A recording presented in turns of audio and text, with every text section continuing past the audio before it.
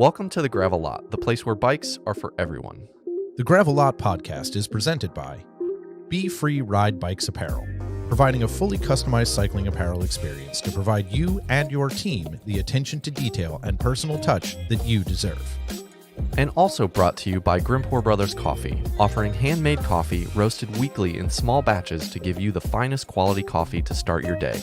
Choose their subscription service and earn your free bag of coffee today. And by Hand Up Gloves. Great gear, better times. Providing a wide range of apparel for bikes, snow sports, and golf in multiple designs and fits to let your personality shine. Our goal with the Gravel Lot is to inspire cyclists of all stripes to ride bikes, share their story, and have fun. We love all bikes and anyone who wants to ride them. So no matter where you sit on the spectrum of bikes, we'll always have a place for you in the Gravel Lot. And now, the hosts of TGL, John Woolry and Doug McClintock. Hello and welcome back once again to the Gravel Lot, the official podcast of all things cycling. I'm John, that's Doug, and as it is every week, we are so glad that you guys found us. Whether you are a new Pebble or an existing Pebble, welcome to the show. We are so happy that you guys are here to share in this with us. So for the new folks, what is TGL? So I think it's pretty safe to say that Doug and I fully believe that the only thing better than a bike ride is going on a bike ride with friends. So Oh, yeah. that's what we talk about. So we love talking about bikes, but we also love, probably more so, hearing about the people that ride on the bikes and their personal journey to get to where they are or however they got there. So we want you guys to know that no matter what ride you are on, whether it's this week, next month, next year, you will always have a place here with us, as will your story in the Gravel Lot. So if you like what you hear today and believe in what we are doing, hit the like button, subscribe, hit the notifications, share with your bike friends, do all that stuff that the internet does. Whatever. Rewards. That the internet allows you to do. And yeah, rewards. Dopamine, There it is. dopamine rewards. Like, Yes. like, and then we get likes and we're like, ooh, dopamine. Right. That's It's what we true want. for us too. More of that. Make sure to leave comments below if you're on the live stream. We'd love to have your comments and questions if you want to heckle this week's guest or just heckle us or whatever. We're here for it. Hit the link up in our show notes and go check out all our website, our Etsy store, or go support us on Patreon. We'd love to have you there as well. Also visit all the partners that we mentioned in the intro and we'll mention in the outro. They do amazing things and support amazing causes and are awesome human beings making great stuff that you should have in your life. I know we're just post holidays. So if you didn't get one of their items and you want it, you should probably go there and spend your money that you got in your stocking. Ain't nobody going to treat you but you. Yeah, exactly. Sometimes you got to treat yourself, as they say. Treat yourself. If you want to send questions or feedback or any of that, you can hit us up at the Gravel Lot on all the socials. We are available in all those places. You can just contact form on our website, or you can call us at 513-400-5577 and leave us a voicemail, or just text us and let us know what you're up to and what you need from us, or how upset you are that we mispronounced whatever, because usually that's the problem. Yep. So we're here for all of that stuff. So with that being said, John, how has your ride been in the past 2 weeks? Well, I'll keep mine short because I want to hear about yours. So I have spent, I got a phone call yesterday at 4 a.m. From my father-in-law saying he couldn't breathe. Which for any of you that have been following for a long time, you know that he went through lung cancer treatment, radiation, chemo, all that stuff last year, COPD for the last 5 years or something like that. So when he calls at 4 a.m, it's probably not a good call. Yeah, never. So he spent the last 2 days, going to spend tonight in the hospital as well. But going and spending the day with him today brought home so many different things. And I am by no means going to get up on my soapbox and preach, because you guys know where we stand on all of this stuff. But watching how there are gurneys in the hallways of the ER, he was delayed almost 24 hours getting an inpatient room because they have no beds available. Nice. And they had people stacked up in the hallway of the emergency room waiting to get inpatient beds. So, and this is Cincinnati, Ohio, Anderson, the east side of Cincinnati. Like, it is a huge hospital. So for this to be where we're at, like, again, that's not me getting up on my soapbox. That's just me telling you what I saw today. So, that's mine. And I know that statistically it's affecting all of us. So just buckle it back down, all that stuff, and try and keep yourself safe. Cause it feels like the world is kind of crashing down around all of us again. So, Doug, you have much more positive news than me, so that is very on brand for the Gravel Lot. So can you share your positive news with us? Yeah, I will share positive news with y'all. So, Pebbles, I have been keeping a secret. I'll tell you, this is kind of how I told John. So I told John, I was like, I have been lying to you. John's like, you've been what? And I was like, I've been lying to you. I have a secret, and the secret is an excellent one. Ellen is, as of this recording, 17 weeks pregnant. So we are going to have the first official TGL baby. And that means, guess what? is coming to the Etsy store. TGL onesies coming to the Etsy store this year. So Yes. Ellen's doing great. She's due at the end of May, beginning of June. We'll see how all that works. First babies apparently come when they come. And yeah, we're doing awesome. We've been just rocking it out. She's doing amazing. She's kicking ass. The first trimester was a nightmare of her not sleeping and being super tired. But we made it through that, and she's kicking butt, and we're making things happen in the house. And I've been, if you follow me on Instagram, you probably saw us announce it this weekend. Nothing like a birth announcement at Christmas. How basic. But also the parasocial version of a birth announcement, right. Even better. Parasocial, yeah. But, I know there are a lot of folks who follow me over there. So thank you for all of your kind comments. It was awesome to have just like this outpouring of love that made us feel super special while we were at home because of a COVID close contact in our family. So we were home alone. And so it was just the two of us. And like, that was like, okay, how do we set the camera? John, you would have appreciated the artistic fashion. I was going to ask you who took the photos. Right. Was it like one of the dogs? Because it was clearly both of you in the photo. Right. So to be clear, this is what happens, right? I was like, look, we're at the wrong angle. I can't adjust the distance. So I got, my parents gave us, as my mom said in the tag, this is a complete frivolous thing you would never buy yourself. They gave us a towel warmer. It's like a bin that you stick towels in, you turn it on, and like heats them up. That's not frivolous at all, Doug. No, but I didn't realize. Now I'm like, I could never live without this. Every time I get in the shower, I put a new towel, and I'm like, oh. Yes. That being said, the box is pretty tall. So I set that on a chair, and then I took one of the pieces of styrofoam that was like holding like the towel warmer in. And then I like set that on top and taped it with some packing tape and leaned the phone on that so I could slide the phone in and out and get the angle right. It was excellent. And then you did the 10-second timer. So we did so many takes because they were so garbage. It's all about the content, people. It is vitally important that your content is on point. You got to try. Even if no one is actually going to come to you and say it in person. Yeah, they'll do it over. Yeah, again, this is dopamine hit. We're going full circle here. I'll tell you what. I mean, like that was it. Like dopamine hits. I'll take them. Like I needed them. It was good. Maybe I'm suffering because I'm not having them anymore. But it was withdrawals now. Yeah. So everybody, thank you. And TGL, we're going to welcome a new Pebble, and we're stoked to do that. So Uncle John here is fired up, and I know, and I've known for so long, and I'm cautiously optimistic that he will not yeet our child out of a go-kart at age 2. No, I am disappointed in myself that it took me until yesterday to call it a McNugget. Yeah, I know. I feel like I dropped the ball on that one, but I mean, whatever. Better late than never. So,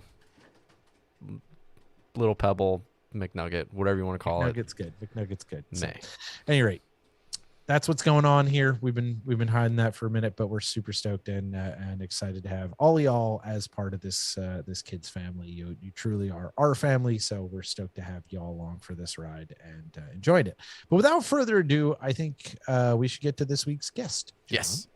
Yes. So I'm gonna see if we can make the magic of the Zoom edition of our. And look at that, it worked quickly this time. I'm proud of that. We're back on with customer service. Back here with customer service. Today we are joined by a fellow Buckeye. He's involved in pretty much every aspect of the Northeast Ohio cycling scene, or has been in the past at least, from racing single speed, volunteering on local trails, promoting events, and just about everything you can think of in between. We're going to dig into his path to cycling today, his motivations for getting more deeply involved, and whatever keeps him moving forward. So with that, let's get into it. Kenny Kocarek, welcome to the Gravel Lot. Thanks for having me, guys. Glad to be here. So I think first and foremost, did Doug get it right? He got it right. That's because I did my show prep beforehand and asked Kenny how to say his name. That means Doug gets to phone it in the rest of this episode. Yep, I'm going to just sit back here and sip on this coffee, and hang out. Yeah, it's an elite club. Your jacket's in the mail.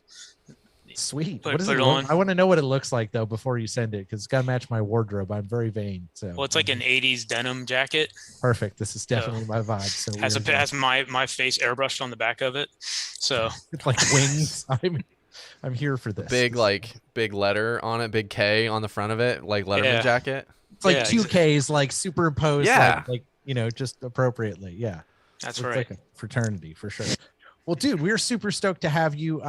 You are a name if you are in Ohio and you are at all involved in the racing scene or in the trails scene.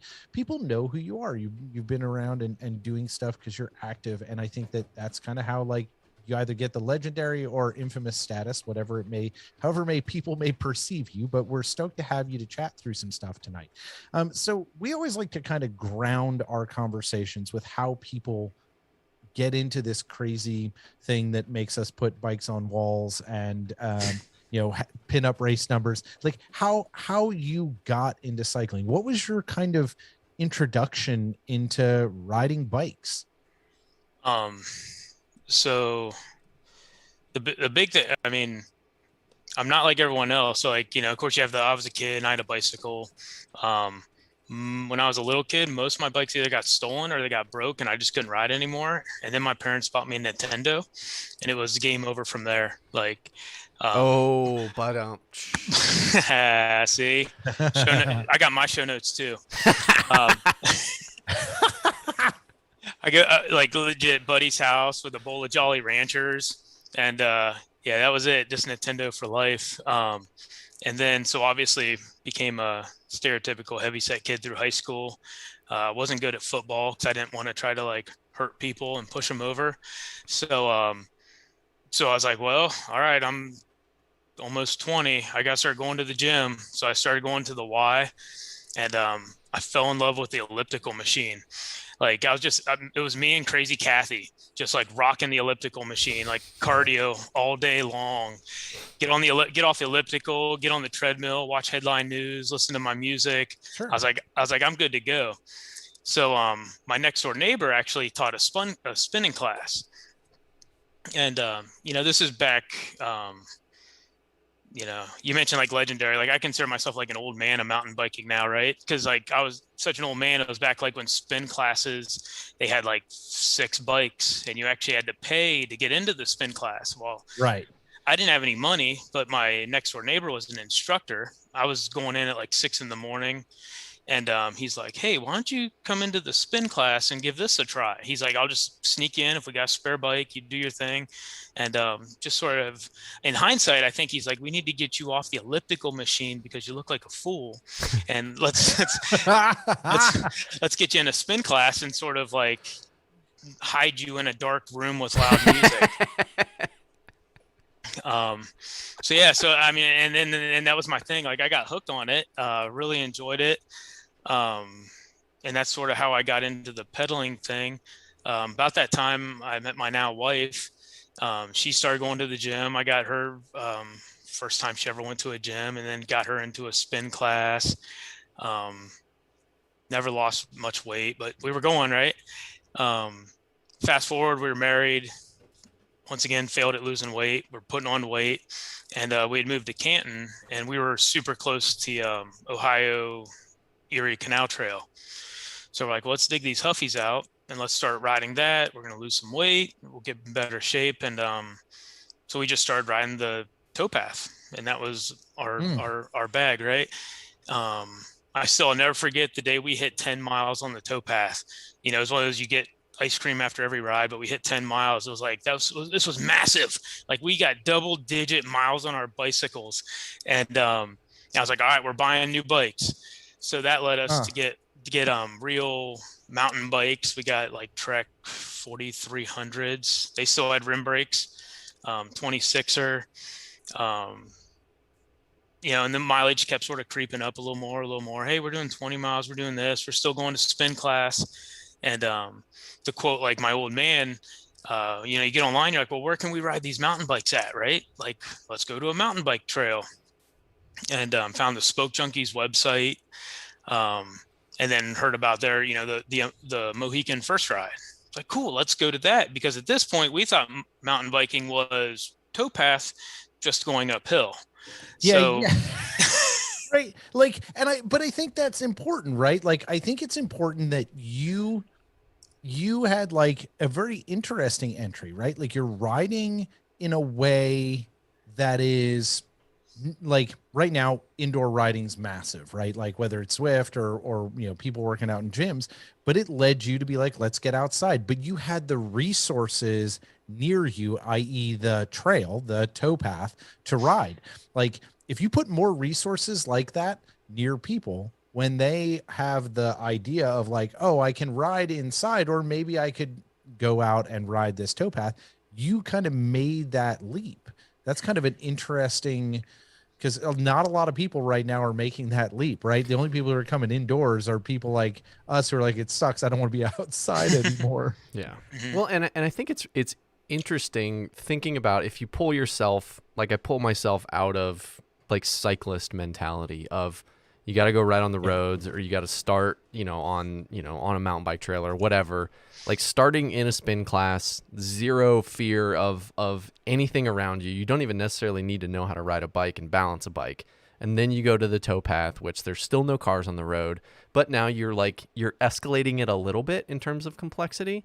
And then like whether you go out onto the road or you go out onto a mountain bike trail, it's very, like Doug, to your point, it's interesting to think about that as the kind of conduit for people moving forward, as we've gotten so many people into bikes through the pandemic and so many people riding bikes, getting involved with Cycle Bar or Peloton or any of the other ones that you see coming up that are like knockoffs of the two variations or whatever. Like having those available resources gives you a nice off ramp to get outside, and then you discover if this is going to be for you or not, or if you can just keep this thing as like part of your, trying to stay healthy routine. Mhm. So you get to this mountain bike trail because you're like, yeah, I'm cool. We know how to mountain bike. What was that?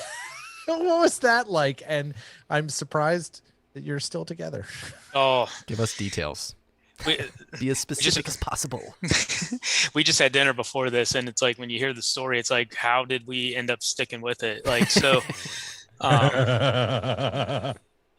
we roll up, and it's at least Folk Junkies are relatively laid back, right? It's a wide range of people. It's not people fully kitted up, like warming up and doing intervals, right? Like they're just chilling out.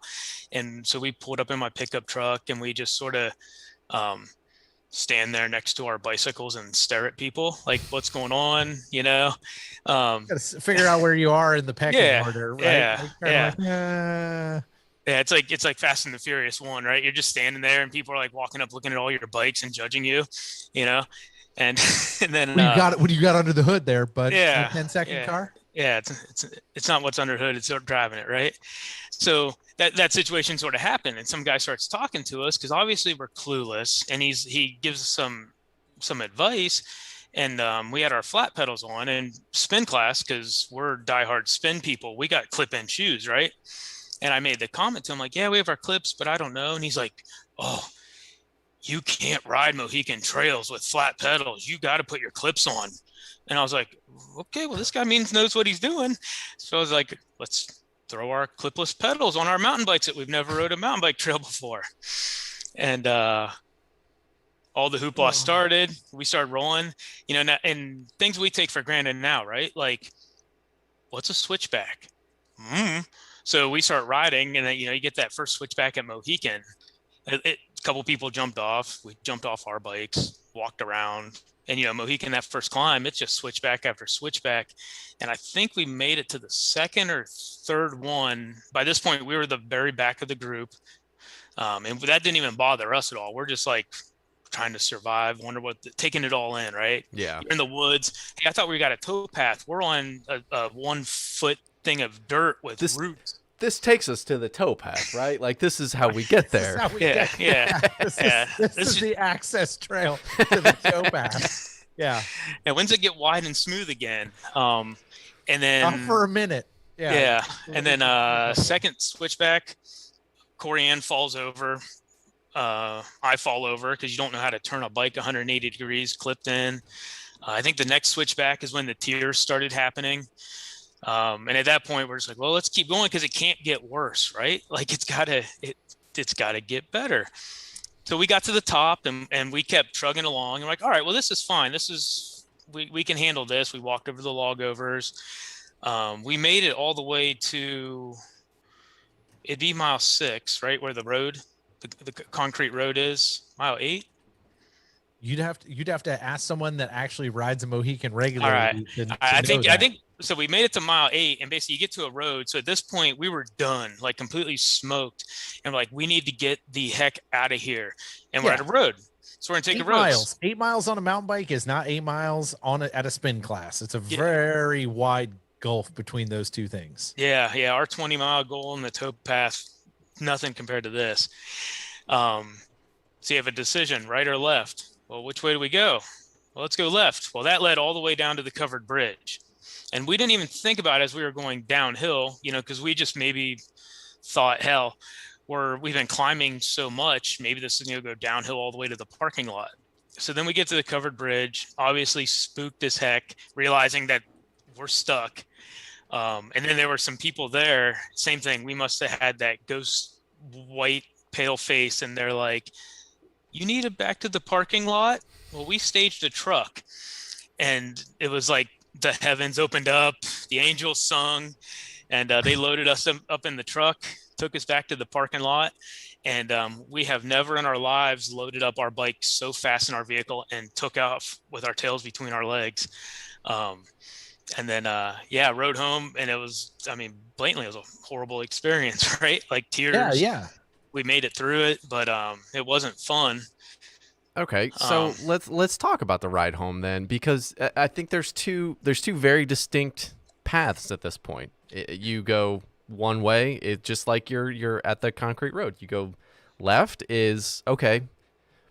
It's uphill from here, but like this is cool. There was redeeming facts about this that make me want to go back. Or and your experience was actually very, very similar to my wife's first mountain bike experience, and she took the other one and was like, I want to go hike, I'll trail run, but mountain biking isn't for me.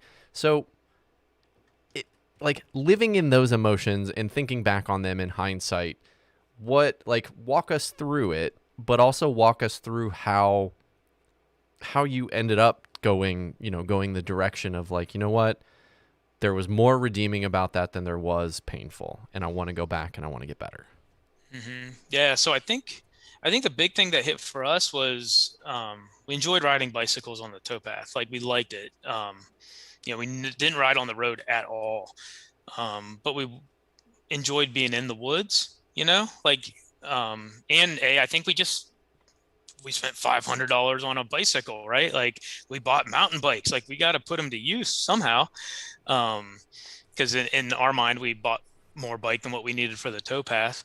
And really that just led to where we got back on, it was probably the Spoke Junkies website, like, hey, what's other trails around? And that led us to up here we have Quail Hollow, which was the more beginner friendly 3-mile trail. A lot more chill. And back in the day for us, it was Quail Hollow, Vulture's Knob, Medina, and West Branch. Those were the only 4 we had options. And it was legit a progression for us. We went to Quail Hollow, conquered a log over, sort of kept with it. I think, I asked her at dinner, I was like, well, why did we? And I was like, I think we spent money on the bikes and we had nothing better to do. In Canton, we didn't have, all of our friends lived down here in Tuscarawas County, and we needed a good hobby. So it was always a progression for us. Like then we got a little better at Quail Hollow. Then it's like, all right, well, let's go to Medina. That's like the next step up. And then we rode there and we got a little bit better at there. And then I went to Vulture's Knob, and for about a year, every time I went, I came back bloodied. And she was like, you need to stop going there. And I'm like, it's pretty cool. But then obviously she was intimidated by it. But Corey Ann won't sit on the sidelines for very long. And then finally she's just like, well, I'm going. And, we worked our way through it. And, like you said, it could have went the other way, right? We could have been like, you know what, we're just lifetime towpath people. Like, get us a basket, put it on the front of our bike, and we'll just get ice cream after every ride and just enjoy the quiet life. But there's Absolutely just some, nothing wrong with that. yeah, and there isn't, but there was just some we enjoyed. It was a challenge for us. And like I said, there were so many tears. I probably had some too, and Corianne, but I think we both just became stubborn about it, and we're just like, hey, let's just keep at it. Yeah. And it was that stubbornness that we both have that just kept driving us. Yeah, I think it's really interesting that this is something that y'all did together, because I feel like a lot of people do this, like get into mountain biking specifically kind of in a vacuum from their family, like in a space where they're seeking something and it's with their friends, or they may have already come to it before they like develop a relationship. But I find it really interesting that the two of you, like, this was the thing, and you may have been progressing at different speeds or whatever, but you were both kind of doing this together. Do you think that that journey together helped keep the two of you moving forward? Do you think that was like, hey, we're doing this together? Was that part of this, like, this growth process? Oh, absolutely. I mean, it was, like I said, we both had our ups and downs doing it, right? Like learning clipless pedals and conquering the log over. And it is interesting, right? I never had that opportunity to where most couples get it, right? Like your wife won't ride over that log over and you get to stand there and be like, just do it, and I don't know how to teach you to do it, but I'm just going to tell you to do it and watch me do it. Yeah, no, easy. For sure. That's very much what I'm talking about, Kenny. Like, yeah. If the two of you are progressing at similar, maybe like slightly different, but similar paces, both of you are scared to be like, this is a 3-foot drop. Yeesh. And like, those are things that you're approaching together. Does that like bond you together more in that space? Oh yeah, absolutely. Like I said, it when I jumped to Vulture's Knob without her, right? Like she couldn't handle it. Like, I got to go with you. Like, and we're going to just get through it together, even though you're coming home bloodied up after every time. Cause like I said, old man mountain biker, that was back when Vulture still had all their crazy wood features, and you roll up and you're like, that's cool. And then you hurt yourself. That's cool. Now my collarbone is sticking this way. This is unacceptable. But no, it was a big bond with us. That's just sort of, and that's what happened, right? Like we started progressing, and then we started meeting people just like you at the trailhead. And then we started becoming friends with them. And then that's like, it's sort of, I think it's almost crappy of me, but in some aspect, like I actually had a fine line. Like all my old friends became my non-biking friends. And then I had all my biking friends. And as I progressed into a racer, all my non-biking friends didn't get to see me. They knew it. Like August, September rolls around. I go, here comes Kenny. Biking season's over. Like time to hang out for about a month. And and in hindsight, I sort of feel like a tool about it, but it's just that's how it became, right? It was me and Corianne developed relationship. The bonding of biking became so much between us, and then all of our friends were mountain biking. So then now it just encompassed your life, right? Which I think there's positives and negatives to that, and I think that's we'll get to those pieces because I think that's part of your story as well of trying to find that balance. And I think that's something we've talked about a few hundred times on the show. For probably once every episode we talk about it, up to 200. But trying to figure out, like, okay, well, how does this thing of bikes and mountain bikes or whatever type of bikes fit into the rest of the pie that is my life? And I mean, there's a lot of us that like, I started the same way you guys did, and there was a point where it's like you're riding like same pace with my wife, and then I start to take it more seriously, and you start to develop that distance. So and it's the same thing with, like you're saying, like Doug and I have race car friends, and then we have bike friends, and then you just kind of cordon them off by these are the people that you do this thing with. Yeah. As we've posted the baby announcement, Ellen's like, who's this? I was like, that's a race car friend. Who's this? That's a DJ friend who, and then she looked at me last night. She's like, you have all these compartments in your life where your friends you develop around a thing you do, and that happens. Mm-hmm. So before we talk about you getting into racing and starting to take it more seriously, Doug, you brought it up a little bit of building that bond with you and your wife. Thinking back on this stuff, Kenny, are there pieces or are there learnings that you guys had, whether it was successes, failures, fights, whatever you want to define those things as, that you can give to some of those people that are living that life of, I don't know, I just rode my damn bike over it. I can't teach you how to ride over a log. Like, just do it. Just ride towards it and do it. And like, what can you kind of give from your experience to those folks in terms of like how to navigate that? Because it's stressful learning something new, and it sucks to fail, and it's hard to fail in front of the person that you care about the most. Because I mean, I want to constantly impress my wife, and I know that a lot of folks are like me, and vice versa. So you don't like, it's a very intimate experience is failing in front of somebody. And it's also like, I take direction worst from my wife, and same thing from like, I can't teach her how to do anything because it's like, shut up, I'll do it on my own. So I think for like from your experience, like what we're going to do, we'll do the whole like wrap up at the end of the show, but I think this is kind of like an interstitial.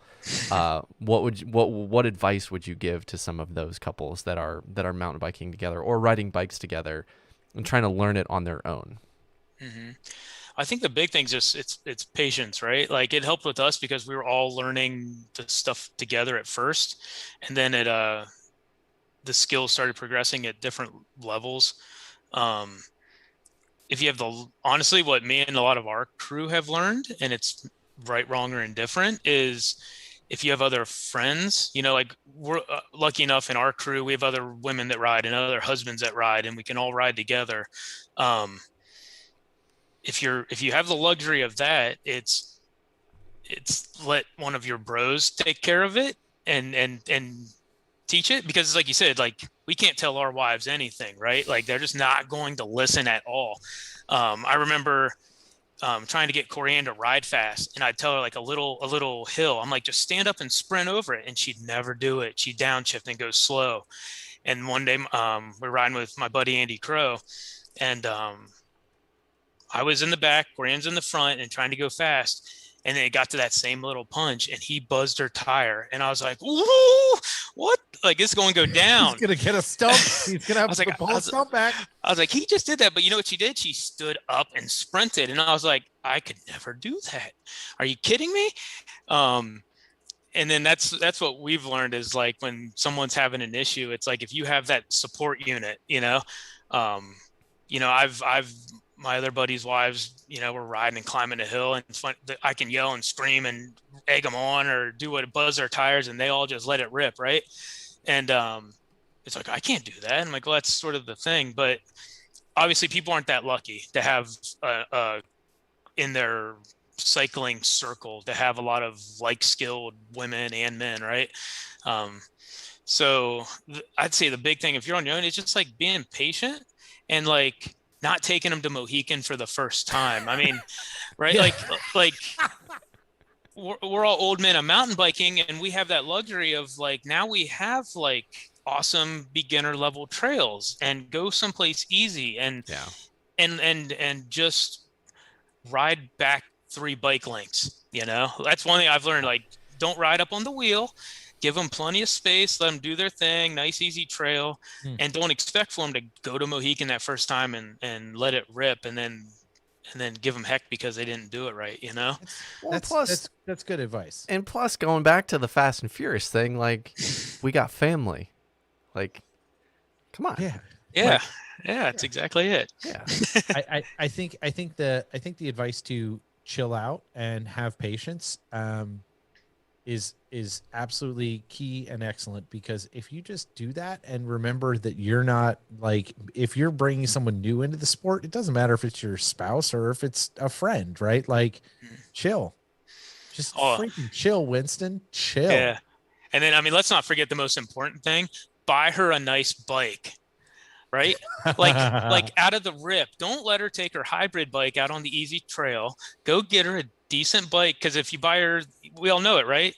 If you get her, even your kids, if they're on some crap bike, that they're not going to like it as much, So get her something out of the gate that's nice, and plus that helps that buy-in when we want nice stuff, right?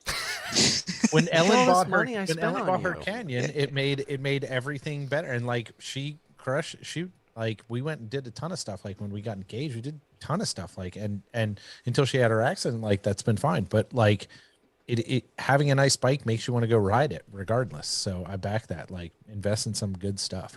So you guys get into this. This is part of your family's construction. This is what you're building your unit around. You're building friends, you're getting all this stuff. How does this get deeper for you? What kind of escalates things for y'all once you started building skills? Like, when did racing come in first, or did getting involved in the community from a like activism and like work perspective come first? What kind of started like tickling the two of you to get engaged in this space? We sort of about the same, I'd say they slowly in the same way, the racing and advocacy happened, right? Because like we were getting into it and we were really enjoying what we were doing. And how do you get more involved? Well, you go to a trail day and you meet people and you just keep networking. Once again, things that happened that should have just been failures for us. So we went to a Canba trail day. We drove all the way to Cleveland for a trail day. They did their thing. We started working. And then dude pulled a laser level on Corey Ann and put it on the ground and said she didn't bench the slope at the right angle. And we're like, what? Like, it's like, we don't know anything, but this can't be right. Like, it's just dirt. And then ironically, we went to a group ride for Canba, and it was the stereotypical just older guys. And they dropped us both without any question. But I guess our reaction to that was, hey, F those guys, or this sucks. We took the attitude of, well, we're really enjoying this, and other people might react to this and they'll just run away. And, not come back. Yeah. And we're tougher than that. We want to be here, but like that wasn't cool. Yeah. So then that's where we started we actually just dug our heels in a little more and just started getting more involved. We started just going to more meetings. We found Tuscazor, and that really started also driving our interest to be involved, because we wanted to grow that system. When we got there, they were, funny story how we even found it. Strava had just started, and you could search through segments. And I was just scanning segments because I used to live down here.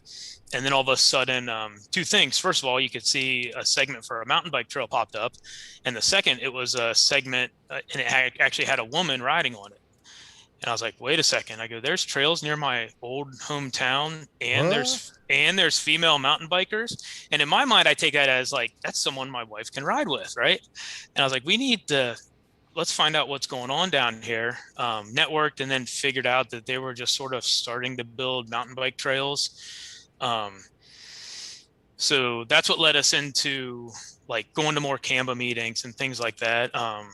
And then I started cross-country racing, doing 331 races and OMBC races. And that was all of our friends were doing that, so that's like sort of the weekend thing. Once a month, you go to a Canva meeting, get to know them a little bit more. And then I had a little lull where I basically was part-time employed for a couple years. So like at Vulture's Knob, they had a chalkboard in the garage, and when they needed stuff done, they just wrote stuff on the chalkboard. So if I didn't work that day, I'd just go to Vulture's Knob and I'd check the chalkboard, and I just started that's how I like cut my teeth doing trail work. Huh.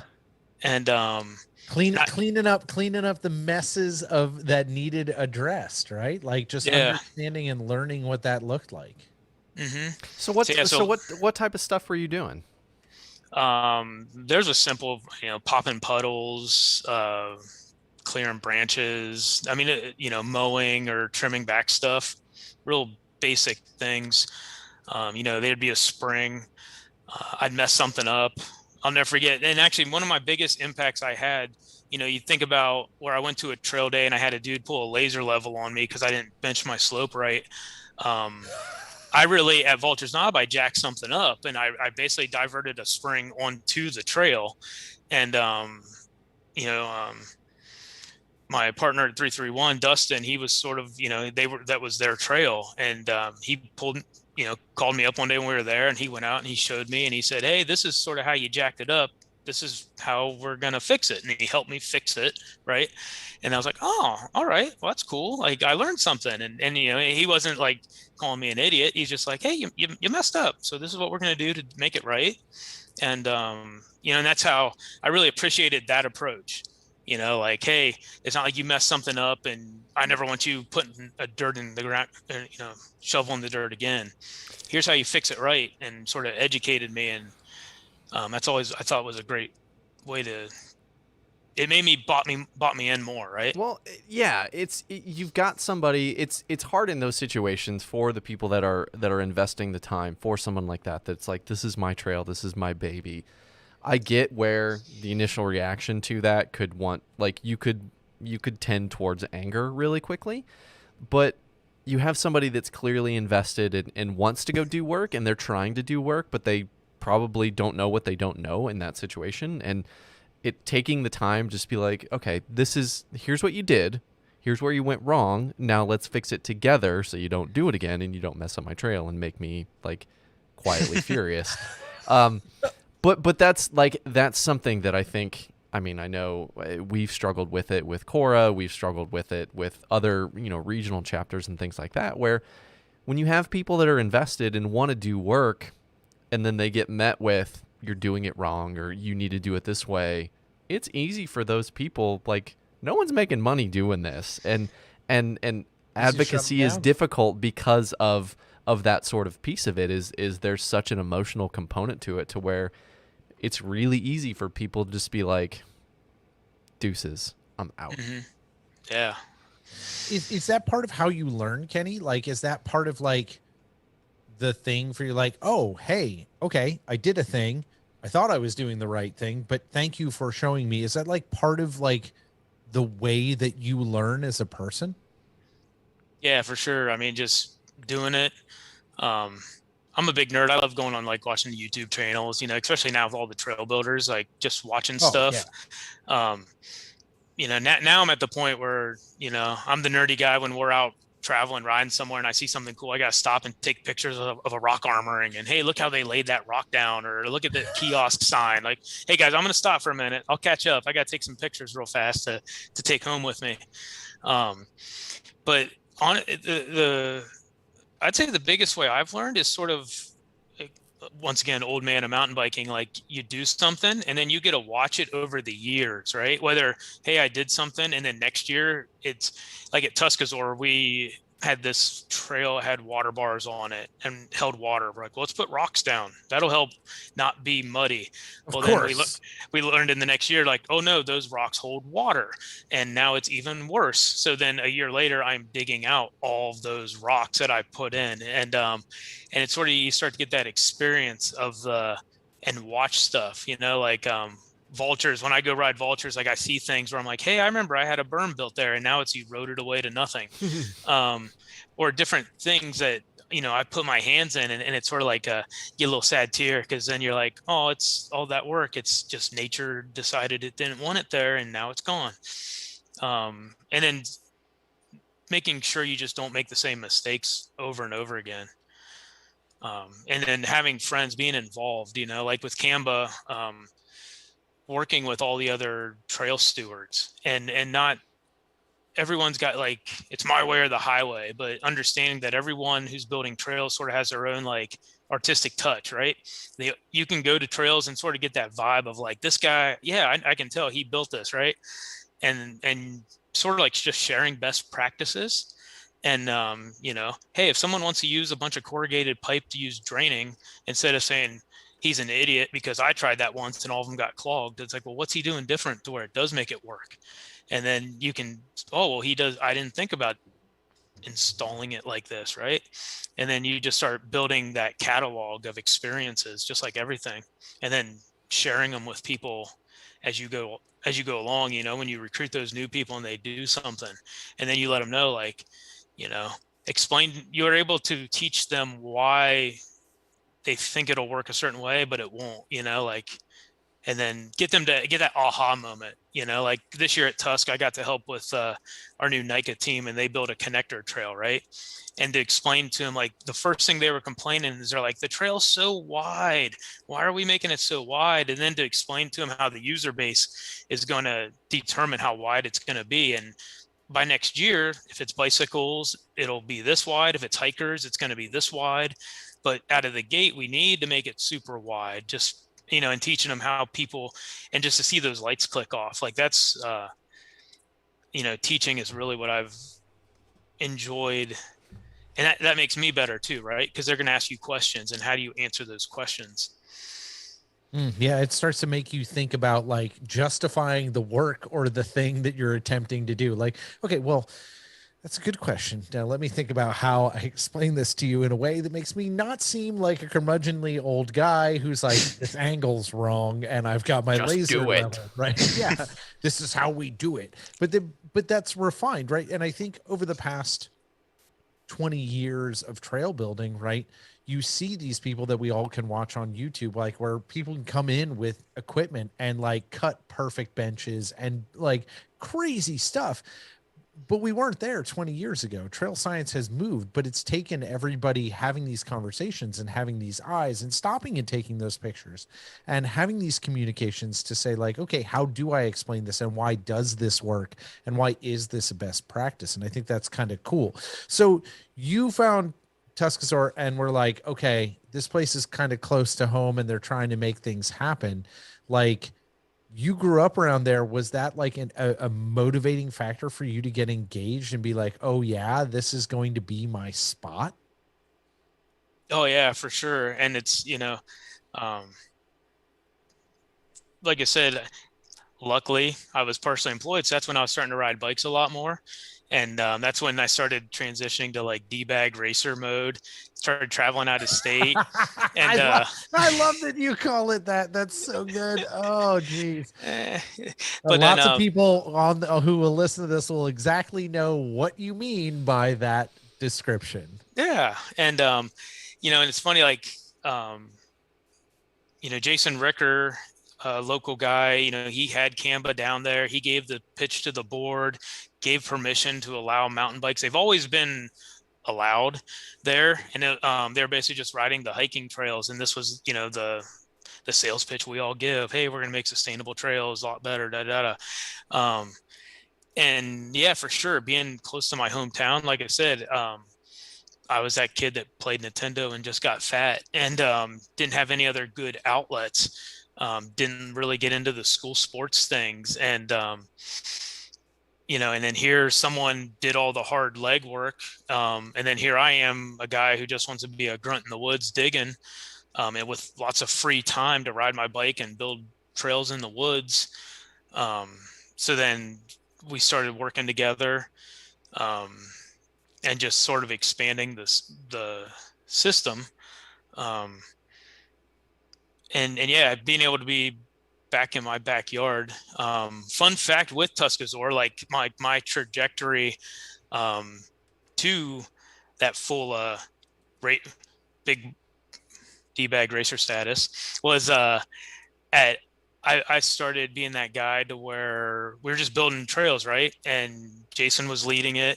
And I was like, hey, I'm going to build a trail over here. Hey, now I'm going to go over here because I had all this time, right? I could just knock stuff out so fast. And then he was actually developing a master trail plan, doing all this stuff. And I was sort of like, that's a waste of time. I can just build trails. I don't need a trail plan to do that. And actually Canva got involved, and I wasn't allowed to build trails at Tuscaloosa for 3 years. Because they basically said, you're going to stop doing stuff down there until the trail plan's developed and completed. And then that's what you're going to follow, because that's what we said we were going to do down there, right? That's what we promised to the land managers. Um, and that's where like my growing up happened a lot, you know? How'd that feel? How'd that feel to get like put in the penalty box, to like have someone tell you the thing that you love doing and this specific thing? Like, how did that feel? I mean, furious, right? It's like, wow. Um, why wouldn't you be? And the big thing was, you know, in hindsight, I just wasn't looking at the big picture of it all. Um, but yeah, I'm like, what's the deal? Why do we need to go through all this extra work and spend this money when we can do it just fine on our own? And now I can look back, and it's funny, like the first thing as a trail director for Canva, as we go to build a new trail, I'm like, well, hey guys, we need to get a master trail plan before we do anything, right? And in long term, and once I got allowed to go back into the camp, it became awesome, because then, like now, like I want to build a trail. I go to the board and I say, hey, I would like permission to build trail A1 this year. You cool with that? They're like, yep, cool. Well, we're going to go build trail A1, and whether then it's a resources thing. What are we going to do to hand build it, machine build it, things like that. But it was a good, in hindsight, you know, I mean, that's sort of how I took it. I was like, all right, well, you don't want me there, then I'm not going to do anything. And I just sort of wandered off.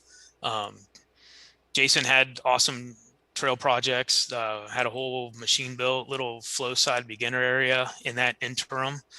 And then it's sort of, honestly, I just grew up and then sort of came back around, and, you know, I got that other chance to go back into the woods and play.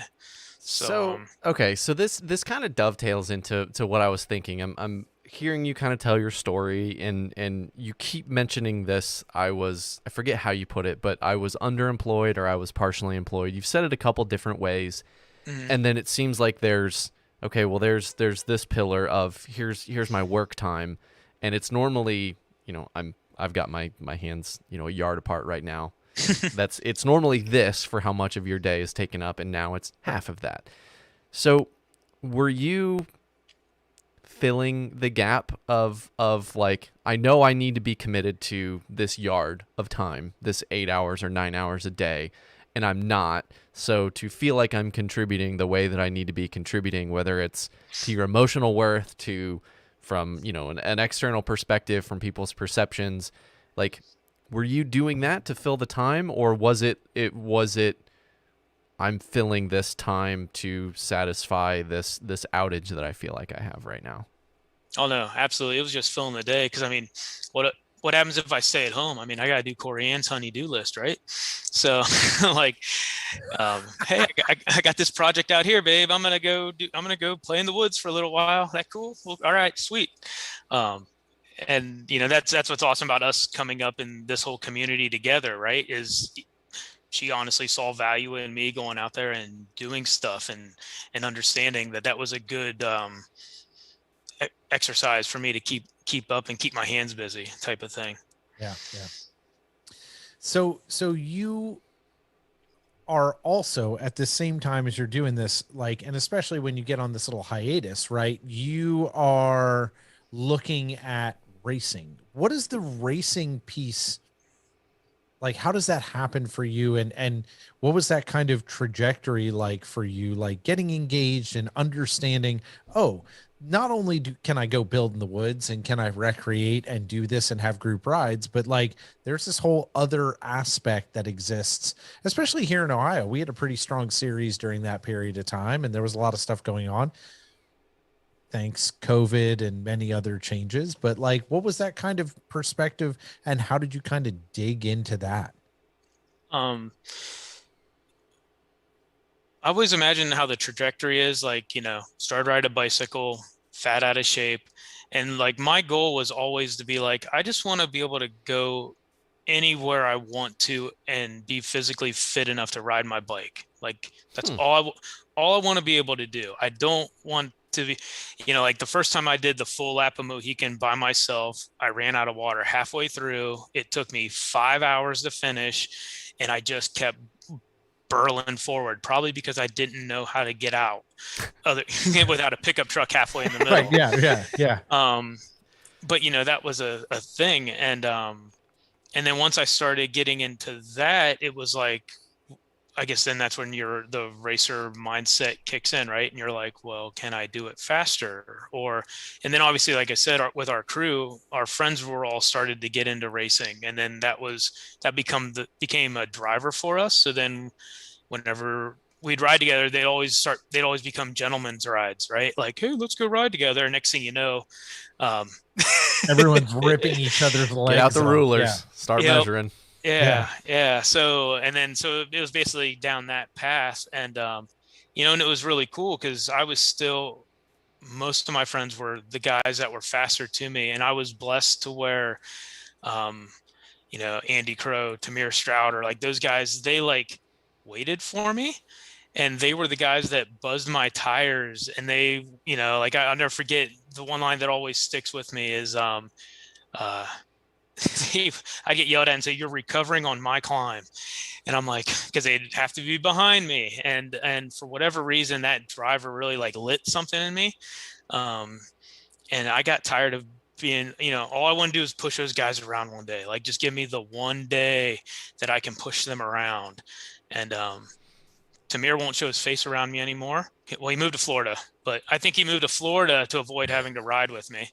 And then It's perfect. I think that's a fine story to tell, and I think you should tell it repeatedly. Yes, that's fine. Tamir moved to Florida to not ride with you. Yes. Yeah. And then Andy's become a papa, so now it's great that he just doesn't same thing. Doesn't have the time to train, and it's a blast when I get to go out and get to finally return that favor.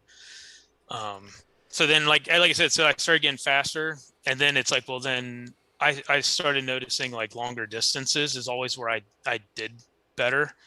And then that led me to NUE and bike packing and all that other stuff. So for anyone not familiar, your day-to-day is, I think you said, quality engineer, right?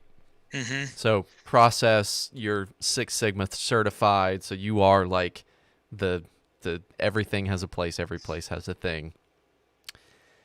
And it seemed like that wasn't necessarily the mindset with trail building, because it was, I'm just going to go. I'm like full turn it up to 11, and I'm just going to go in the woods and I'm going to build things that I want to build.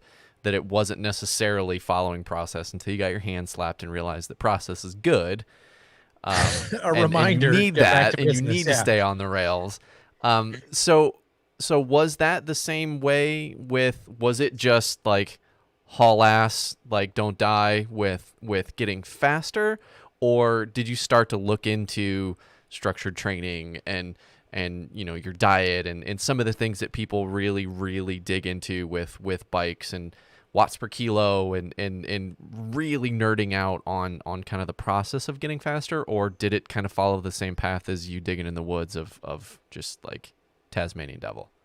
Well, it's funny now we're talking about it, I start to realize something. So like out of college, I was in sales, and I worked for Enterprise Rent-A-Car, and I for the remarketing. So I wholesaled the used cars to car dealers. And then when I quit that job because that's not that much fun, and then it's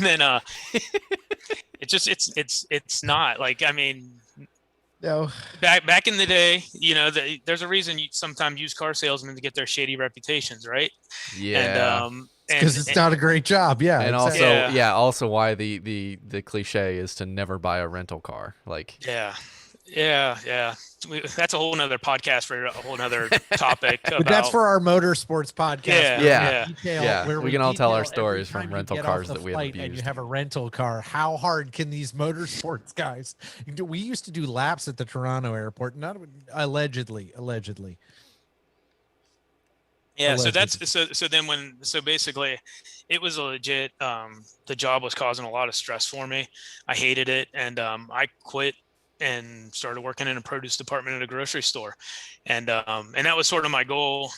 We were, Corian was able to let me be a bum for a few years. And then that's what I did was I went and I got my black belt for Six Sigma. And I was like, I knew that's where I wanted to go.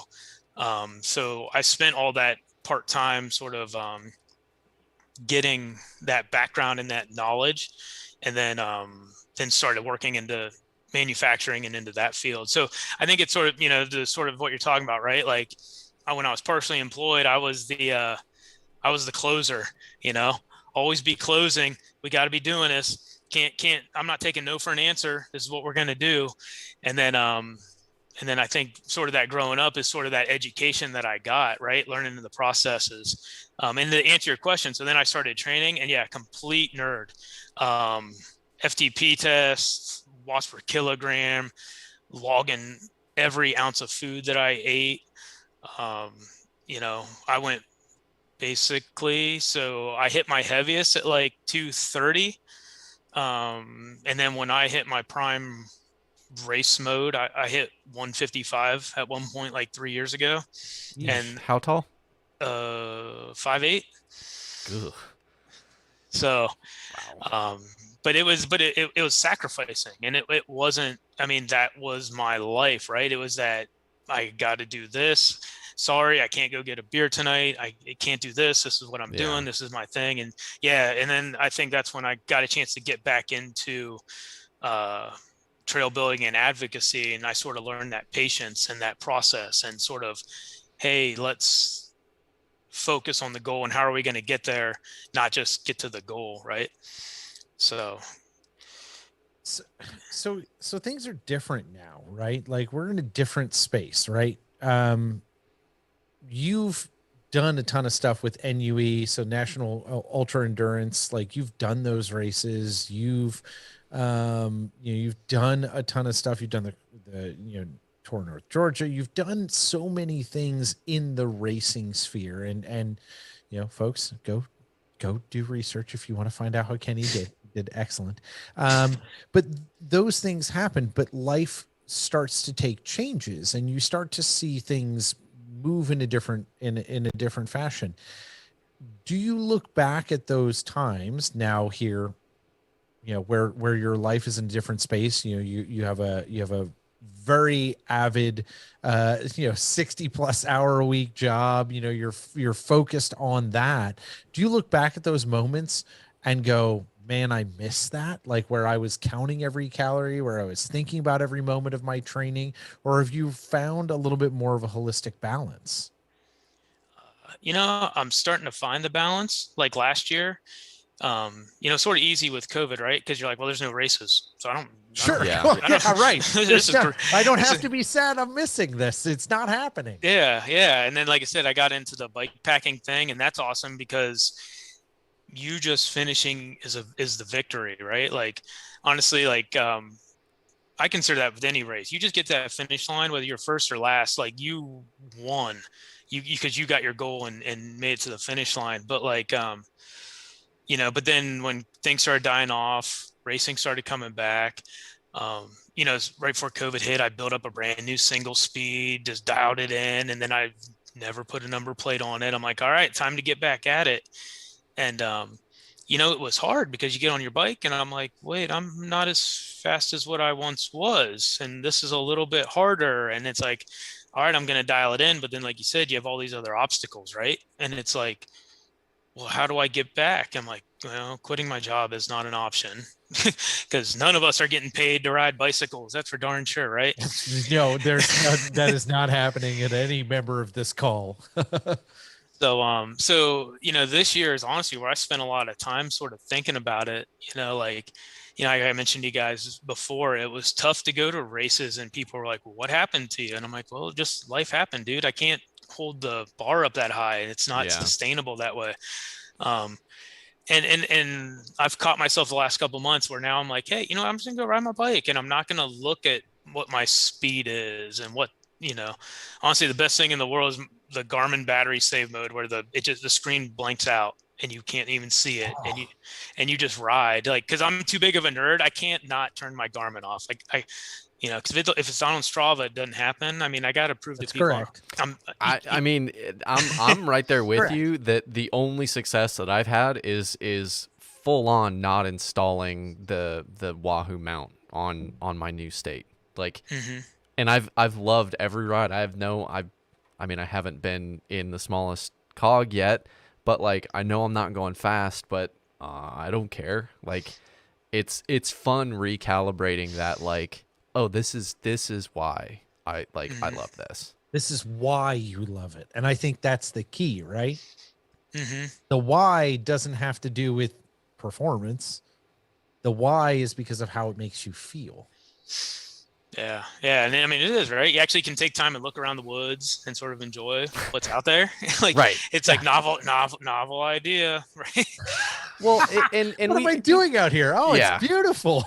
And we talked about this a little bit before the show, and I said that I would add this into kind of the end of this is looking through everything that you've done, being trail director and board member with Camp T, and helping Cambo with trail maintenance, and helping get the NICA stuff set up at Tuscazor, and being involved in all of those things while also trying to be fast and trying to stay motivated for your own kind of more selfish is probably the wrong word, but more like self-indulgent pursuits. Like that's a lot of stuff, and then COVID wipes all that stuff out, and you're going through the same thing that the first one that comes to mind is Cody Kaiser. When we interviewed him talking about what he was doing through COVID, he was just like it's fine. I want to come back to racing. We'll come back to racing. Whereas other people are struggling with it horrendously in terms of like it's removed this whole defining characteristic of who they are. And you were talking before we got on about starting to kind of step away from the serious commitments to advocacy space and to your racing and things like that, and feeling guilty. So like let's talk about that a little bit in terms of like how are you backing away from the racing, from digging in the dirt and playing trail advocate, and kind of motivating folks and organizing folks. Like what are you keeping, what are you kind of stepping back from, and then we can talk about how that stuff makes you feel. Yeah. Where are you finding that balance? So for me, the big thing is like trusting to delegate things out to people. You always got. It's the hardest thing in the Doug's entire terrible world. at it. He's I'm terrible horrible at it. Yeah, and sort of where can you add value the most? Like like Doug, you mentioned like, hey, I'm just gonna focus on Mount Airy stuff, right? Like, and that's sort of hey, if I can dial something back 2%, but then that frees up 10% of time for me to focus on things at Camp Tuscazor, then that's where more value added is going to be. Now that I moved back down, I'm now a 7-mile bike ride via towpath to Tuscazor, and I'm back in basically my hometown. Yeah, back on the towpath grind, which Yeah, I yeah, exactly. feeling it. Back to your roots, Kenny. Bike path legend. But yeah, I think that's my biggest thing is sort of where was I actually doing good? Like honestly, with I was with the NICA team and I wasn't giving enough. Like they needed me to be at the races and they needed hands, right?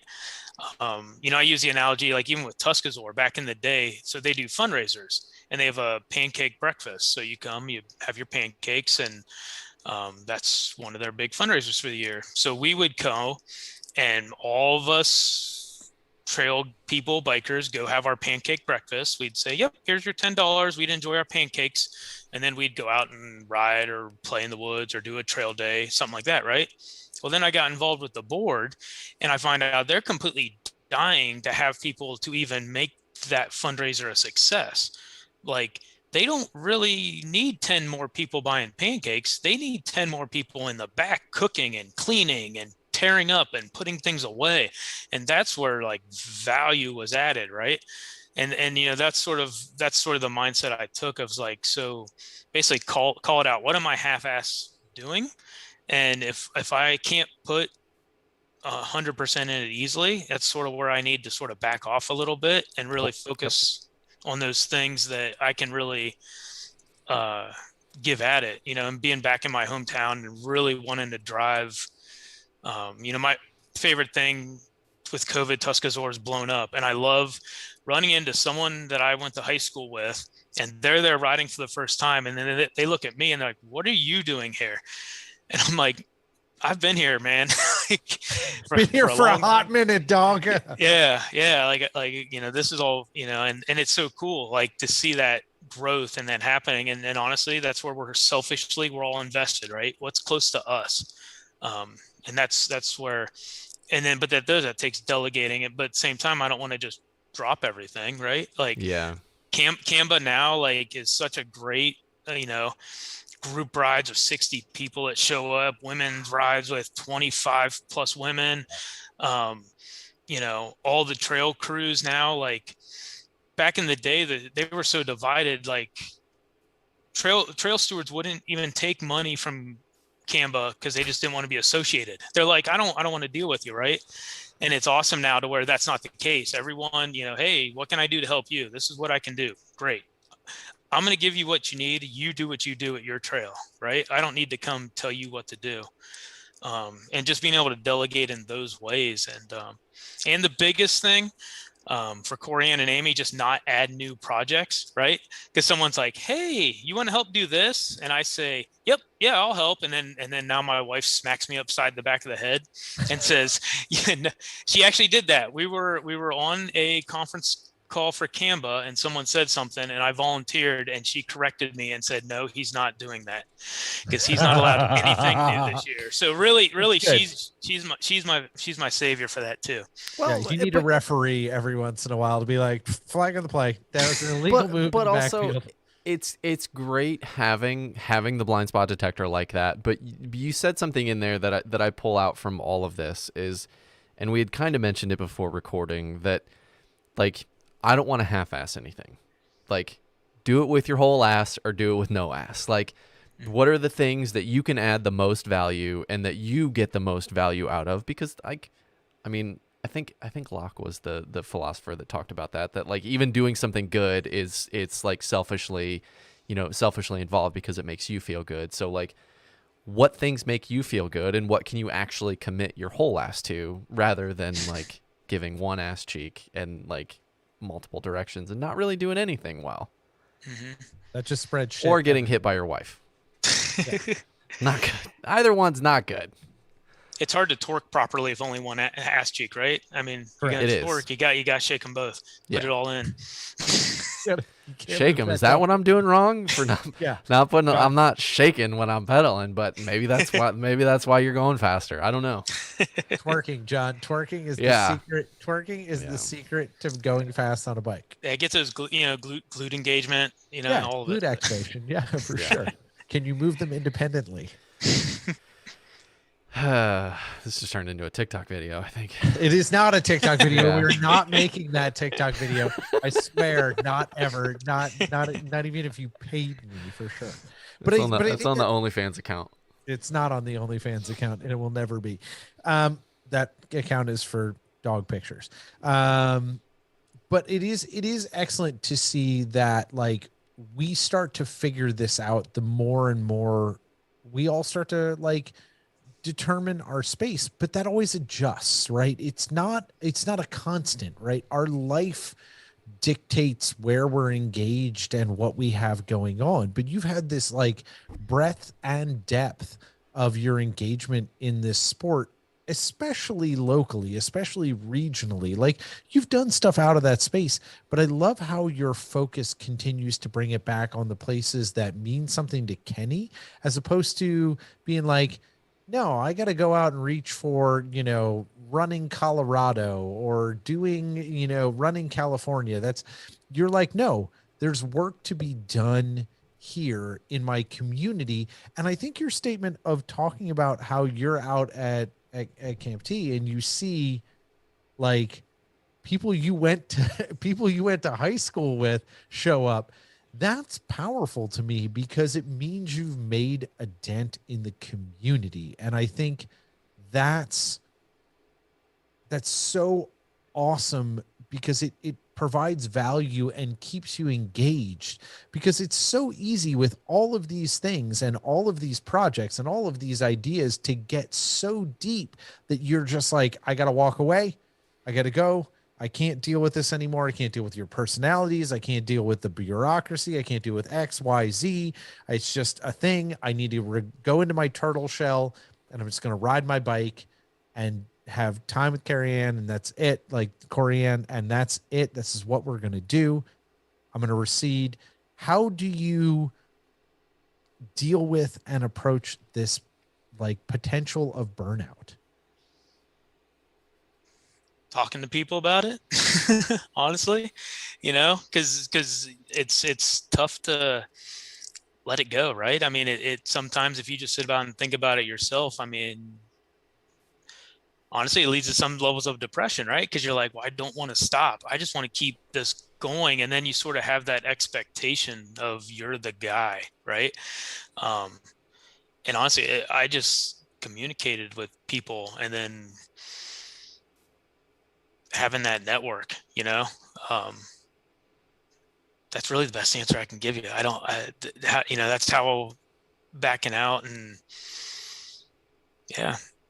Have you relied more on your internal compass, or have you relied more on other folks, whether it's your wife or other board members, to kind of be your bumpers? Because it is, I think, I mean, there's obviously a reason we started a podcast, because we go like 11 tenths all the time on anything that we get passionate about. So like, we're all guilty of this on this call, but I think you have to start to make a transition of listening not only to your internal gut of like, oh, I really want to do this, like fighting that urge of like raising your hand when you feel your gut. You're like, I'm 10 tenths right now. Like, I can't give any more of myself, no matter how awesome I think that idea is, unless I offload something else. But knowing that my wife, Doug's wife, yours are going to be people that are going to say like, yo, he's too stupid to say no. Because he just wants to, like, he just wants to commit to doing this thing. And I think that's where, like, for me, of stepping back from a lot of commitments was, I wasn't really the one that did it. It was other people around me saying like, you need to back away or you're not going to be any good to anybody. Mm-hmm. No, I took ownership in that. I guess that's where you start getting nerdy about it, right? Like, I got so many hours in a day and I got so many days in a week. And if I want to ride my bike 10 hours a week, but I have a conference call, I have a Tusk board meeting on Sunday, and I have a Canva meeting on Monday, and I have a NICA call on Tuesday, and then I have an OMBA call on Wednesday. And then you're like, well, where's my time at? 10 hours. Yeah, there it is. Yeah. So, I mean, that's where, to quote one of my old bosses, it just, you turn it into a math problem, and you're like, well, where am I need this amount of time. I still need to sleep. I'm a big baby. I got to get 8 hours sleep. I can't. Me too, bud. Yeah. Me too. Yeah. I'm not David Coggins. I ain't getting up at 3 a.m. to go run down the street shirtless. No one wants to see it anyways, but I definitely I don't have that determination to like live on 4 hours of sleep either. So that's what it is. It's just like, all right, well, where do I got to make those cuts, and where am I not doing honestly well with myself? And then that's where you make that decision, and it's frustrating, right? Because people like us, we always want to be the rock star, and we want to help make things better for everybody. So then just being honest and saying, hey, this is where we got to draw that line. It's so interesting how every single one of your responses has been like, even if you never told us what your job was, I bet at this point, an hour and 23 minutes into this, that everybody could have guessed that you're an engineer. Yeah. Like, every single one of your answers is pragmatic, whether it's, us trying to probe around like your emotional outcome or your like emotional response to something it's always back to being very, very pragmatic about your time. And it's always interesting to me how people navigate these spaces, and not only from your perspective, how somebody navigates into it, whether it's, getting into spin class and then starting to tackle trails and then growing, into the sport with your wife and then getting into advocacy, but also how people navigate kind of moving out of them. feeling that guilt and feeling like, oh, I've been the person that everyone looks to and that people trust to get the job done, and feeling that internal like, shit, like I'm letting people down, when you're really not letting people down. You've been giving of yourself for so long that you then convince yourself that you're letting people down. But to hear you talk about it, it's pragmatism. It's very, like you said, it's a math problem. Like it's very interesting, but it's also, I gotta believe from your perspective, really like alleviating of anxiety in those situations of like, okay, no, here is my finite amount of time that I have to dedicate towards everything. If a sliver of that is taken by this and a big chunk of it is taken by this, I ain't got nothing left. So the math problem is done. Like, it has solved itself. There is no algebra left. Like, that's pretty cut and dry. That's pretty black and white. Yeah. Well, and then it goes from learning from your life experiences, right? Like I told you, I wasn't allowed to put a shovel in dirt on my home trail. But why was that? Because I went off the rails. Right. Yeah. And it's the same thing. You sort of learn that, like with these groups, like, I love working with all these people, but then if you keep grinding away, that's what happens when you get the burnout, right? You get to that point where you just say, F it, I'm out. And that's never pretty when that happens. And, Right. and I have way too much respect for a lot of people in our community and all the work that they've done. Sometimes I want to, that old hothead in me, he's still down there somewhere, right? Oh, he's over here too. Don't worry. and that's where you gotta, and knowing that that's not your goal, right? Like, Right. I don't want to just throw my hands up in the air and walk away because I'm frustrated. You gotta, respectfully. I guess that's one thing I've learned is burning bridges is never a good way to go out. And when you burn yourself out and just keep grinding yourself into the ground, you're either gonna go out in a blaze of glory or you're just gonna go into a hole and disappear. And neither way is a real positive way to do that. Well, I think there's a graceful way to figure out what your involvement in a space as life changes is, right? Our lives are always malleable. Things happen, like things we can control, things we can't control. Stuff is always happening. And I think that for, people who are involved in advocacy space, or it is that delegation, it is that growth of other people, and the growth and the effort and time in giving them the space and the learnings that you've come across to give them the space to grow so that they can subsume some of that workload and can start to put you in a space where you can kind of retire gracefully and still be able to be engaged in the amount that you're able to be engaged. And I think you're starting to kind of find that balance now. And it's cool to see like what is, potentially on the horizon for the things you've got going on. You've got a kick-ass new job. You've been, smashing things there. I know that takes a lot of your time, but what are you thinking about as the like kind of next steps? What's next on Kenny's radar for the upcoming year? What are you looking at Camp T? What are you looking at in your world? What do you got going on? Yeah. So, so cool things at Tuscazor, it's public now, but we're pretty much going to acquire another 180 acres of land. So we'll be pushing close to 1,000 acres here in the next. That's a nice piece of land. Yeah. Yeah. But then it's, but what are we going to do with it? There's strip mines, there's reclaim, we got reclamation things that we have to do. And, like I said, it's weird to hear me say, so when are we going to build trails? I'm like, not for a couple of years, right? Because there's a lot of pre-work that has to happen and things like that. We just can't go putting a bunch of ribbons in trees and start riding. But it's cool for me to be a part of that process and see it through. Plus, I'll enjoy. We've basically developed all 760 some acres now, and I miss the days where I could go off trail, right? It's that locals thing to where like, well, I can go off here and I can go just randomly ride through the woods and scout things out, and there's a excitement with that. So that's a big project. Untouched territory. Yeah. Yeah, just really finding cool stuff. Like I remember, it's not there anymore, but like even at Tuscazor, there was a 3-story coal mine out in the middle of nowhere. I was like, what is this out here in the, I'm not in Colorado, I'm in Ohio, and I found a coal mine, like a legit mine shafts, whole kit and caboodle. It's no longer there. It's been reclaimed, but like, I'm looking forward to finding just cool random stuff like that that's out there.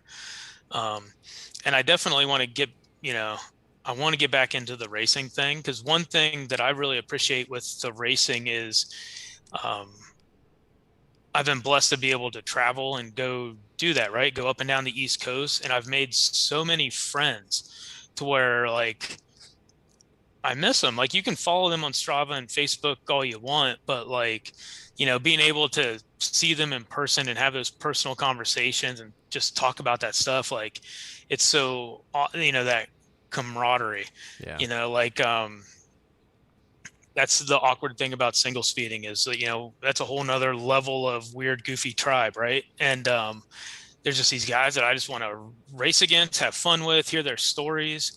Um, and so that's sort of like my goal. It's sort of like, it's like you said, you got to make more me time type thing, but then work on the things that you care about the most. Well, and it's funny to hear that as kind of a wrap to this portion of the show, and we got the last question yet, but we'll take some time and pay some bills here. But I wanted to kind of touch on that piece that you said about, of like, people getting really excited to build trails and go mark trees and go ride trail, and I think about, we're talking about kind of what your legacy you're going to leave behind as you start to back away from things. You think of like, well, what dent did I leave in kind of this space? And you've acquired a lot of dents in a lot of spaces, but I think about that in that comment specifically, and thinking about what the previous generation of advocates did for you, of getting you to understand and to hone this incredibly motivated person into somebody who has, again, made a lot of dents in a lot of spaces, who they could have easily just like ostracized out of the space altogether. So thinking about like generationally thanking the people that actually put you in the penalty box, and then thinking about how what they did for you ended up, being able to allow so many more trails to be built for so many different people to enjoy in your specific neighborhood. Like, thinking about it from that perspective, I know that's different than thinking about it from there's only so many hours in a day engineering mindset, but that's where I go in terms of like hearing you tell that story of like, you may not think in advocating for your local pocket park to get a trail that you're really changing the world, but leaving those little changes, whether it's in the earth or in another human being, are like boundless. And I'm sure that you've had those same interactions with people now that have learned from your experiences of kind of failing upward, and then taking your lumps and coming back. And 100%. And I mean, I would love to hear people tell stories about you. So I guess that would be for everyone in the live stream today. Leave your comments of how Kenny has directly affected you in terms of either racing or advocacy. Same thing with the people in the podcast. It's weird to think that this is recorded 2021. It's going to come out in 2022 as a podcast. So we kind of have two completely divergent audiences here in two completely different time frames. Because everything resets in 2022 and we go back to 2020. It's still March 2020, everybody. We thought we had left it, but we really haven't left March 2020. Anyway, that to me is my challenge, is I know that there are a lot of people both watching and listening to this show. So like, leave those comments, because I think that stuff matters for both for you, Kenny, to hear those things, but I think also to have people show that gratitude and show that they are thankful for the people that have stepped up and like taken them under the wing, or had, in your situation, like somebody taking the time to say like, yo, you built this wrong, let me show you how you built it wrong. Or even further than that, of like, hey, you gotta stop, and we're gonna put you on timeout until we can actually get this stuff figured out. Like, those are hard conversations to have, but they helped guide you into a really, really successful direction. Yeah, for sure. And I mean, that's the thing, right? You never know who's watching you and what impact and what your footprint that you're going to leave, right? So just got to be as positive as you can and try to hope people follow in your steps. Absolutely, Kenny. And your steps have been really good ones to follow in. And thank you for this time. Now we're not letting you off the hook yet, because we have to get the final question, but we got to make sure we let the Pebbles know your words of wisdom before we depart. But Pebbles, since you're here and you've been with us and enjoyed this time with us, thank you. So many of you who've joined us on the live stream tonight. You are excellent. Thanks for being here. Thank you for listening, following, engaging, being part of this. You are what makes this successful. We could not continue to bring this to y'all without y'all. So thank you for everything you do each and every week. In addition to you supporting the show, we do recommend that you go slide on over to our partners, who are going to now mention, because they are excellent people. They make us capable of bringing the show to you. So please show them love and tell them that you support TGL. Yeah, absolutely. And since it is turning into a new year, there's nothing better than new you, new year, new kit. I don't know. New kit. Yes. We'll workshop it. We'll make it better. We'll get it better. We'll make the sentence better. So you guys can go do that. For any of you that have been listening to any length of time, you know that this has been one of our first partners, and it's everyone over at Be Free Ride Bike Cycling Apparel. Kenny, I know they are close to your heart because they were birthed up in your area of the woods, and you can get fully customized kit tailored to your needs. And as I say each and every time that we record this, it's not just the artwork. It's picking the fabrics. It's picking the cuts. It's deciding what type of sleeve you want, how long you want the sleeve to be. Do you want a collar? Do you not want a collar? Like, it is, sleeves. Yeah, it is. It is the absolute next level in full-on customization of your cycling kit. So check them out at bfrbcycling.com and take a look at how they can get you and your entire team or club or whoever outfitted for 2022 and beyond. Yes. And if you are tired of 2021 and you want to spring into 2022 with an invigorated step, I do recommend visiting our good friends over at Grimport Brothers Coffee and signing up for a subscription for this fine year of 2022 so that you can have the best coffee supporting the best causes in cycling and outside of cycling from our friend Dan at Grimport Brothers. Head on over to grimportbrothers.com right now. Make sure to sign up, get premium hand roasted coffee, the best stuff out there without a doubt. If you sign up right now for a subscription, you can get an extra bag for free. So do that right now. Get on the list for 2022. Make sure you're getting yourself the dopest coffee out there. Awesome stuff that supports good causes all around. And last but certainly not least is Hand Up Gloves, who is actually our longest supporting partner of the Gravel Lot. 100%.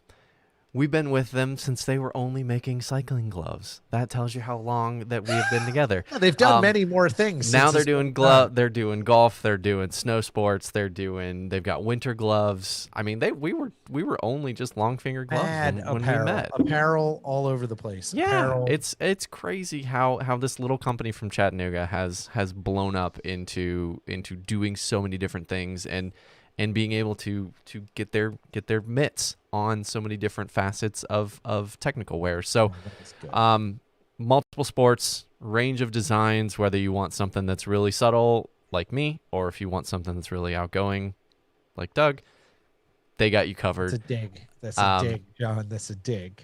No, it's not. It's love. It's love. That's really what it is. Go check them out. They've got some closeout specials going on for the end of 2021 into 2022, and I'm sure that whenever you're listening to this or watching this, they probably have something on sale to satisfy whatever you need. So click the link in the show notes, and when you're checking out, use code Pebble $sign at checkout and save 10% off of everything in the store. We love hearing from all of you, so be sure to go visit all of our social feeds, subscribe to the show, gravelot.com, all those places, stay up to date, join our live shows every other week, and then check the show out So we're every other week, 6:30 p.m. Eastern Standard Time on Facebook, YouTube, all the regular places that you think video can actually happen. And then catch the podcast on the following Thursday. Engage with us, engage with our guests, send us guest recommendations for season 5. Yes. Holy heck. We are rolling into season 5, y'all. This is the end of season 4. Graphics have been made. You guys are Yep. going to love them. Yes, it's excellent. Pretty stoked about them. The vibe is good. We're Yes. feeling the 2022 vibe. We're Yeah. ready to go. So make sure to engage with us in all of those spaces. We love to see you. We love to party with you. And subtle plug for Doug and I, go check out the We Got to Hang Out podcast. Doug and I were lucky enough to be asked by Freya and Christopher to be on their show. And we spent, it was a very Gravelot-esque podcast. I think it ended up being right around 2 hours and 20 minutes of them just asking questions about us. It was a lovely change of pace. And now I have so much more respect for the other half of our phone calls on when we do our live streams and our interviews. But go check it out. Really, really proud of it. It turned out amazing. There's just sometimes you vibe with people and sometimes you don't. And with both Cree and Freya, I think Doug and I just like immediately clicked, and it's a great piece of content. So We Got to Hang Out podcast. Go check it out and let us know what you think. Hopefully by now you guys also know that our new intro and outro music is not new anymore because it's been used all of season 4. And we're going to keep it in season 5, and it is from Water. So you can thank him on SoundCloud, Spotify, a whole bunch of different places. Check out his music. He's got some new music coming out, so we may actually snipe some of that for the season 5 live streams and podcast. We shall see. TBD. We've got a lot of work to do over the next couple of weeks. Yes. So that's all the business. Kenny, we've had a lot of conversations today. We've talked about a bunch of your history and your trajectory through these things and what you got on the horizon. What do you want the Pebbles to take home from our conversation today about your experiences in, the bike world as you've had them up to this point? Because we know there's much more to come. So, yeah, I think if I had to put in a catchphrase, it's just like get off the bench and do something. And don't be afraid that you're just one person and you don't think you can make a change, right? Like it back of a postcard type thing, but with enough persistence. It's so hard for me not to be a troll on social media sometimes because people will be complaining about things and I just want to be like, but then that's that thing, right? Like, well, some people know me, so I've never seen you at a trail day. Yeah. Right. Yeah. Right. Exactly. And throwback to you guys, you guys had a saying right when you all first started your podcast, and it was basically like, if you ain't at the trail day, your opinion doesn't count. It was something like that. So you're getting ready to hear it. We close every show. It's decisions and trails are made by those who show up, right? Yeah. Trails are made by those who show up. Right. So if there's something you don't like, just get involved with it and come do it. And don't be afraid just because you're one person and maybe you don't know anyone. Like, it's intimidating. Like, I remember my first Tuscazor board meeting that I went to, it was a bunch of people who had zero cares about trails in the woods or bicycles. And I'm asking for permission to put a race on. And they're like, you want to do what? And, go ahead. And I'm like, cause I'm just a punk kid to them. And don't be afraid to fail and ask other people for help when you need it. You got to swallow your pride sometime. And, I learned those lessons, but that's my big takeaway. If everyone, you want to see a change, don't sit on the sidelines. It's so easy for all of us, especially now that we're so antisocial for the last 2 years, right? It's even harder to get in people's faces and do things. And it's so easy to hide behind your monitor. It's just get out and about, meet the people who are doing your process, and just find out how you can get involved. I mean, just start somewhere and don't be afraid to take that first step. It's excellent. I love it. Done. Period. Yep. No, I 100% agree. If you want to get engaged, there's no reason you can't. And you got to take those at bats, right? If you don't take them, what's the Michael Jordan thing. If you miss 100% of shots you don't take. Like That was Michael Scott Michael Scott, whatever. quoting Wayne Gretzky. I forget. I don't even know. It was the whole thing. Whatever.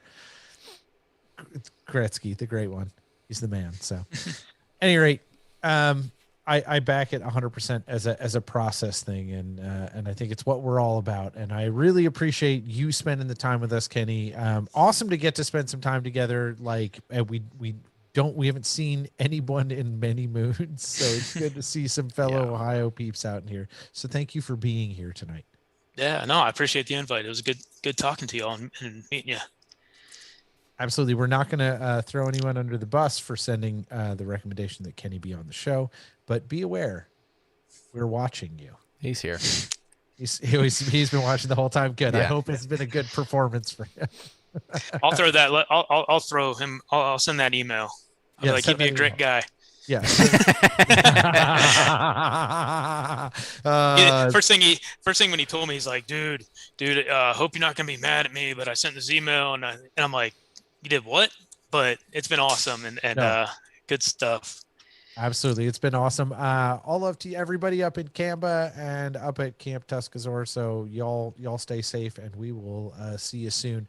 Huge thanks to all of you Pebbles for being here, old, new. If you've been with us for the past 4 years, if this is just the first time you've joined us because you just know Kenny, we're glad to have you. We hope you stick around. We hope you go back through the back catalog and check stuff out if you recognize any of those names.